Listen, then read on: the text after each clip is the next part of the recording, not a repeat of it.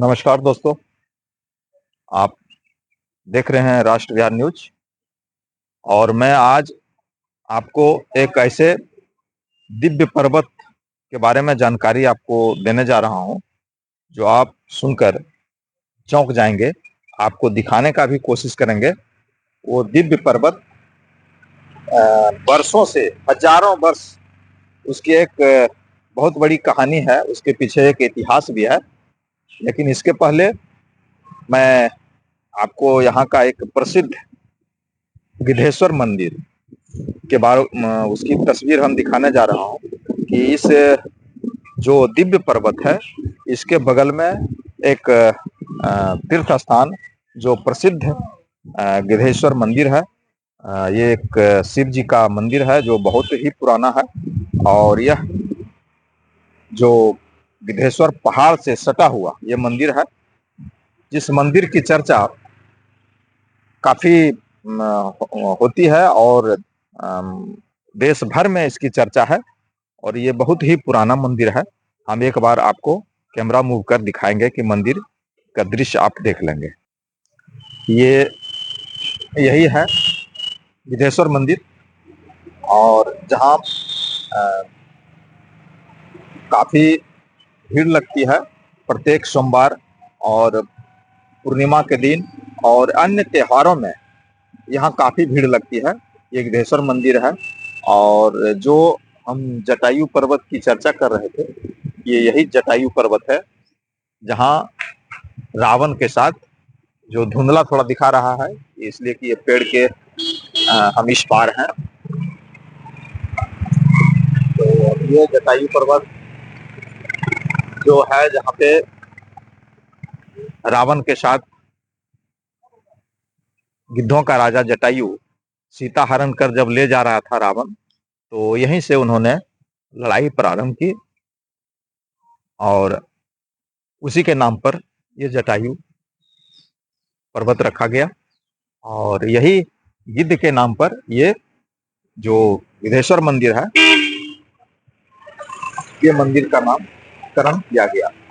और इसके just opposite side एक दिव्य जो पहाड़ के बारे में हम चर्चा कर रहे हैं, ये वही पहाड़ है। हम पहाड़ पर का भी हम गुफा दिखाने जा रहे हैं। एक दिव्य गुफा है जहाँ साधु तपस्या करते थे और उन्हें बहुत दिव्य शक्तियां थी। तो हम लिए चलते हैं। हमारे वीडियो में थोड़ा सा लंबा होगा, लेकिन आप बने रहेंगे तो हम एक एक स्टेप मैं आपको बताने जा रहा हूँ। तो हम पहाड़ की चोटी पर चढ़ रहे हैं, थोड़ा सा आप चलेंगे हमारे साथ। तो ये है जो बाएं साइड हमारे देख रहे हैं, ये आपका दिव्य पहाड़ इसको बोला जाता है, क्योंकि ये एक प्रसिद्ध शिव मंदिर के बगल में सटा हुआ है। और जब लोग यहाँ आते हैं पूजा करने, तो एक बार लोग इस पहाड़ी पर चढ़ते हैं। लोग यहाँ भी एक छोटा सा मंदिर है, वो मंदिर भी दिखाएंगे। वहाँ एक हनुमान जी का मंदिर रखा गया है, प्रतिमा लगी हुई है, बनाया गया है। तो लोग जाते हैं, पूजा अर्चना करते हैं। ये हम पहाड़ चढ़ रहे हैं, पहाड़ की चोटी पे जा रहे हैं और पहाड़ की चोटी भी दिखाने का कोशिश करेंगे। एक बार हम देखिए ये पहाड़ की चोटी किस तरह से है। थोड़ा सा यहाँ पे तो कई तरह की झाड़ियां उगी हुई है, घना है और चढ़ने में कष्ट तो होगा ही, थोड़ा सा चढ़ाई है। यहाँ यह पिकनिक प्लेस के रूप में भी लोग इस्तेमाल करते हैं इस पहाड़ को।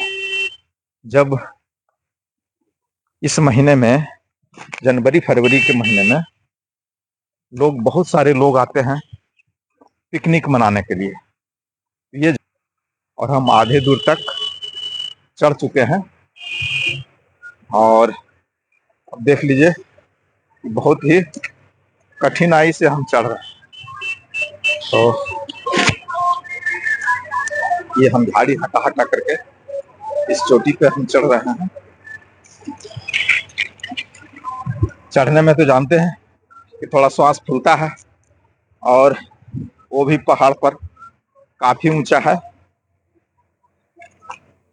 लेकिन फिर भी एक ऐतिहासिक और दिव्य पहाड़ का दर्शन और इसकी जो विशेषता है, वहाँ उस गुफा के पास पहुंचकर मैं दिखाने का कोशिश करूंगा कि यहाँ पे जो एक दिव्य शक्ति वाले महात्मा जी रहते थे, ऋषि, और उनकी कितनी शक्तियां थी वो आज भी चर्चा बनी हुई है। लोग चर्चा करते हैं। तो हम लगभग पहाड़ के करीब आ गए हैं, चोटी के करीब। कैमरा मूव कर दिखा रहे हैं कि ये आगे जो छोटी सी मंदिर के दिखाई पड़ा है, और यहाँ से देखने में ये बहुत ही सुंदर दृश्य नजर आता है। ये आप देख रहे हैं, यही जटायु पर पहाड़ है। मैं जूम कर दिखाता हूँ, यही जटायु पहाड़ है जिसकी चर्चा रामायण में भी है। और रामायण में जो चर्चा की गई है कि जब रावण सीता को हरण कर लंका ले जा रहा था, तो जब जटायु को पता चला तो जटायु ने उनके साथ लंबी युद्ध की कई दिनों तक, और अंततः वो स्वर्गधाम पहुंच गए। उनका जब पर काट दिया गया तो उनकी मृत्यु हो गई, और राम ने उनको दाह संस्कार किया अपने हाथों से। तो ये बहुत ही ऐतिहासिक है और ये रामायण काल से जुड़ा हुआ है। और उसी के बगल में ये रोड है, क्योंकि ये बिहार के जमुई जिला का के खैरा प्रखंड से लगभग 30 किलोमीटर दूरी दक्षिण दिशा की ओर है यह पहाड़। और ये मंदिर, इस तरह का दृश्य लग रहा है मंदिर का। अब चूंकि शाम को लगभग 4-4:30 बज चुके हैं, एक बार मैं आपको चारों बगल का दृश्य दिखाने जा रहा हूँ। आप एक बार निहार लीजिए, फिर आपको गुफा की ओर ले चलेंगे। तो आप एक बार देख लीजिए कि दृश्य किस तरह से लग रहा है, कितना सुंदर दृश्य है, कितना भयानक भी है, देखने में भी बहुत ही अद्भुत लग रहा है। तो आप चलते हैं, अब हमारे साथ आइए आप। तो मैंने आपको कुछ यहाँ की थोड़ी सी स्टोरी मैंने बता दी, और चूंकि ये गुफा की कहानी मैं चलते चलते ये बता रहा हूँ, यहाँ पे एक ऐसे ऋषि जो दिव्य शक्ति वाले रहते थे, आज भी वो गुफा है। और उस गुफा में कुछ और भी अभी वर्तमान में क्या है ये तो नहीं बता सकता हूँ, क्योंकि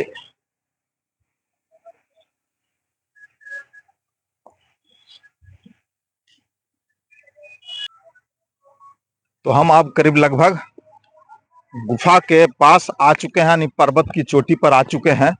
और हमारे बायां साइड एक छोटा सा मंदिर है जिसमें एक हनुमान जी की प्रतिमा स्थापित की हुई है। हनुमान जी का पूजा अर्चना लोग आते हैं, करते हैं। जब अब यहाँ से भी आप दृश्य को निहारिए कि में क्यूल नदी है, ये क्यूल नदी का दृश्य है। आप देख सकते हैं इस चोटी से कि मैं आपको क्यूल नदी का दृश्य दिखा रहा हूँ। ये क्यूल नदी है, और क्यूल नदी में हालांकि बालू उठाव हो चुका है, जगह जगह तरह बड़े बड़े गड्ढे बन चुके हैं। और यहाँ से गिद्धेश्वर मंदिर का आप दृश्य देखिए, निहारिए थोड़ा सा। गिद्धेश्वर मंदिर है, बाबा गिद्धेश्वर मंदिर जिसको बोला जाता है, वो बहुत ही प्रसिद्ध हैं। और जो सच्चे हृदय से मन्नत मांगते हैं उनकी मनोकामना सिद्ध होती है।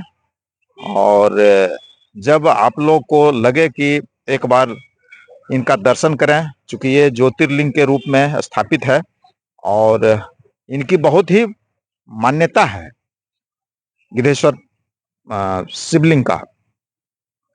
तो ये है आपका तीर्थ स्थान, और तीर्थ स्थान के बगल में ये गिद्धेश्वर पहाड़ है जो मैंने चर्चा कर चुके हैं। हमने चर्चा कर लिया है इसका कि रावण के साथ जो जटायु युद्ध किए थे, और यहाँ लाखों की संख्या में गिद्ध रहा करते थे। आज हालांकि गिद्ध नहीं है, नजर नहीं आता है, सभी विलुप्त हो गए हैं। यहाँ लाखों की संख्या में गिद्ध रहा करते थे और यहीं से वो शिकार की तलाश करता था और लो वो उड़कर अपना कोसों दूर जा करके अपना शिकार करता था और फिर शाम को यहाँ आकर के वो निवास करता था। तो हम लोग तो अपने आंखों से देखे हैं, इतनी बड़ी संख्या में तो नहीं देखे, लेकिन बुजुर्ग लोग बताते हैं कि ये पूरे पहाड़ गिद्धों से भरा हुआ था, रहता था।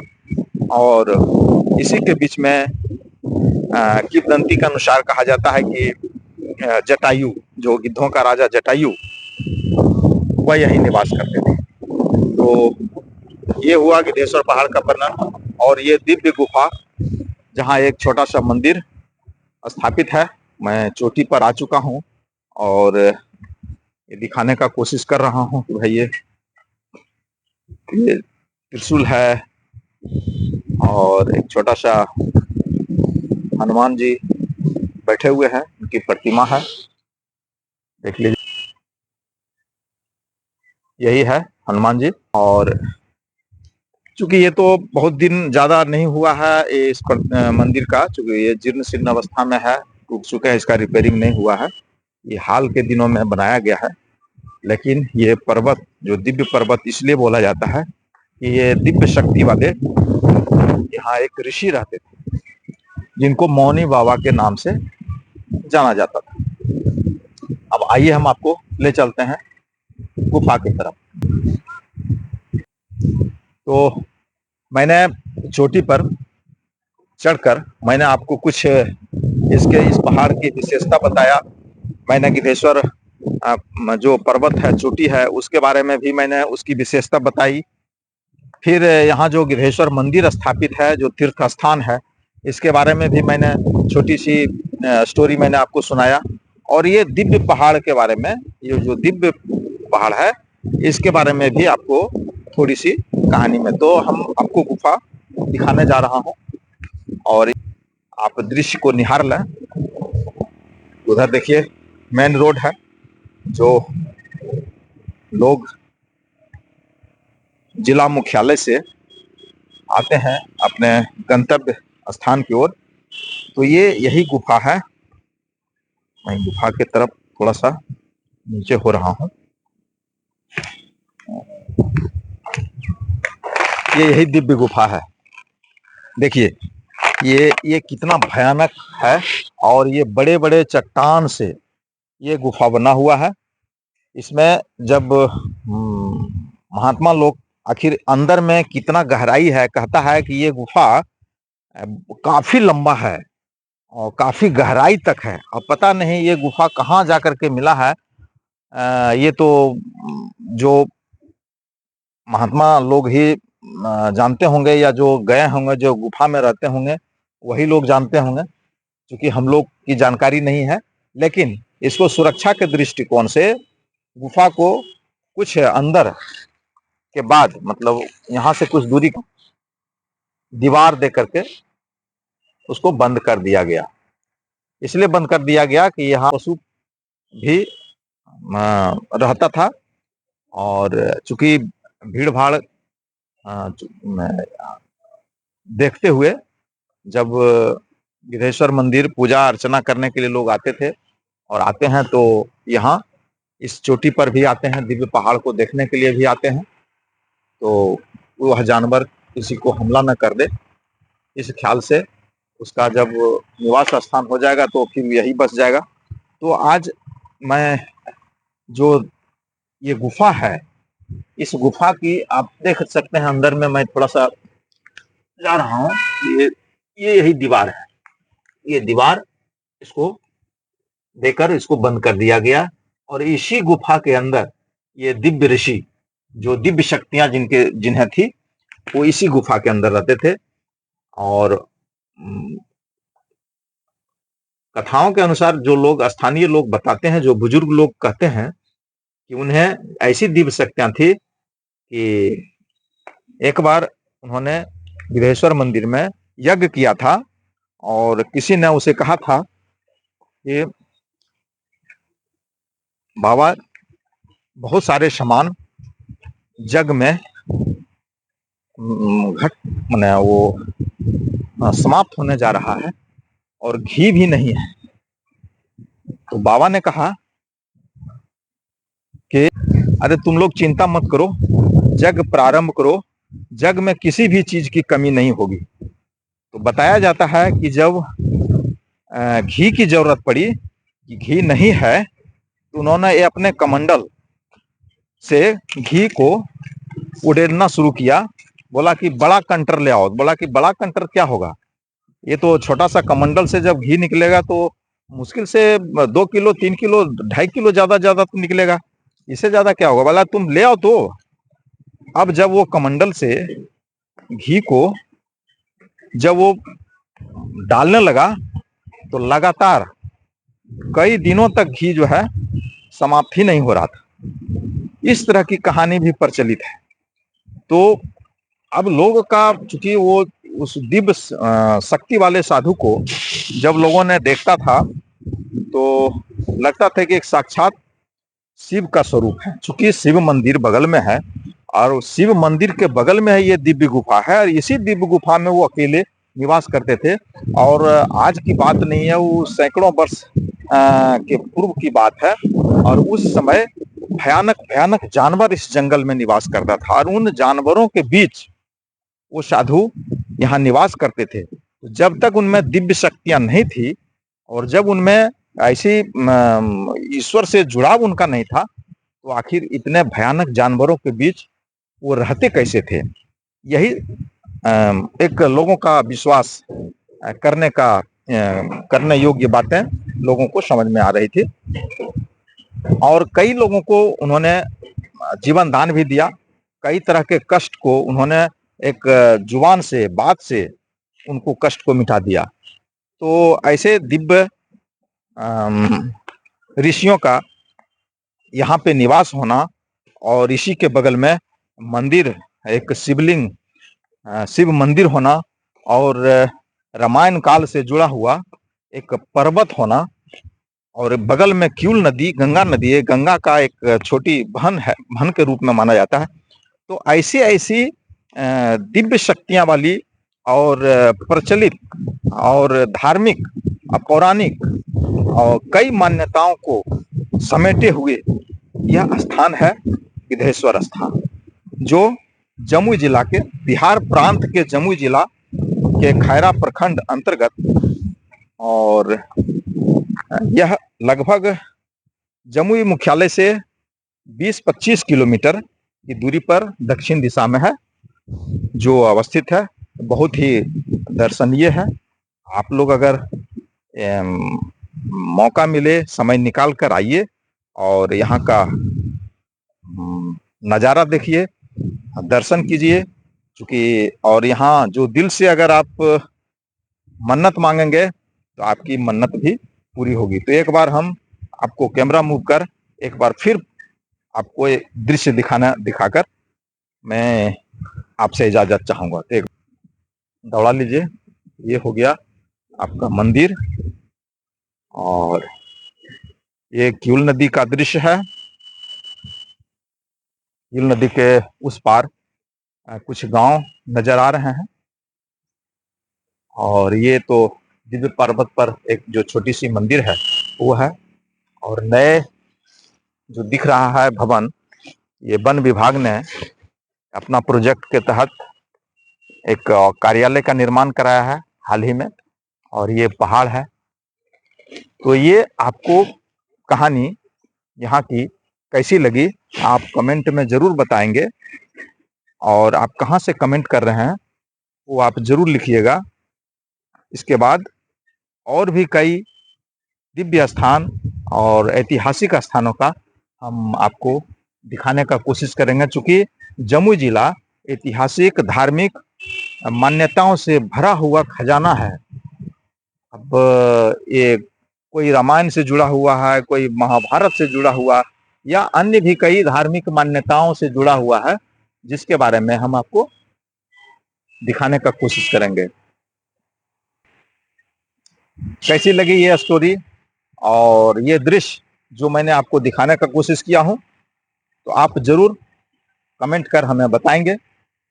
चूँकि मैं बहुत दिनों से ये मैं अपने मन में संजोए हुए था कि मैं इस दिव्य पहाड़ पे जाऊंगा और मैं वहाँ का ये दृश्य अपने कैमरे में लेकर अपने दर्शकों को दिखाने का कोशिश करूंगा। तो मैं इसी शब्दों के साथ मैं आपसे इजाज़त चाहता हूं। धन्यवाद, नमस्कार।